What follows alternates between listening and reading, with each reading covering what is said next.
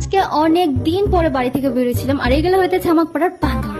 আমি, রিম্পা আর রাহুল মানে আমার ভাই গেছিলাম বর্ধমান একটা কাজে। যাইতে যাইতে না গলা শুকায় গেছিল আমাগো না গাড়িতে তেল ভরার পর অস্বস্তিকর পরিবেশে যাইতেছিলাম বাঁধের রাস্তা ধরে। কোন জায়গা? শহরে এত টাক ফাটা রোদে ঘর থেকে বেরোনো মানে নিজে সুস্থ শরীর ব্যস্ত করা।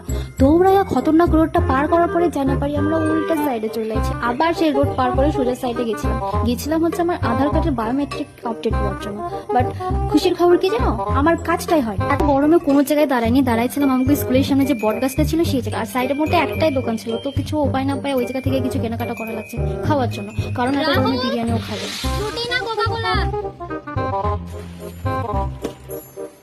ওই কেক না বিস্কুট? বুনু কনফিউজ হয়ে গেছে, ওইটা আমার কি হয়? বুনু এটা আমার ভাই হয়, ভাই। এর থেকে একটা কষ্টের কথা কি জানো, আমার এগুলো কিচ্ছু খাওয়া ছিল না। আমাকেও বংশে একজন মারা গেছে, তার জন্য আমারও গুরুদশা, আর আমিও ওই মহিলাটাকে কোনোদিনও দেখি না। তো আসলে একটা ভালো খবর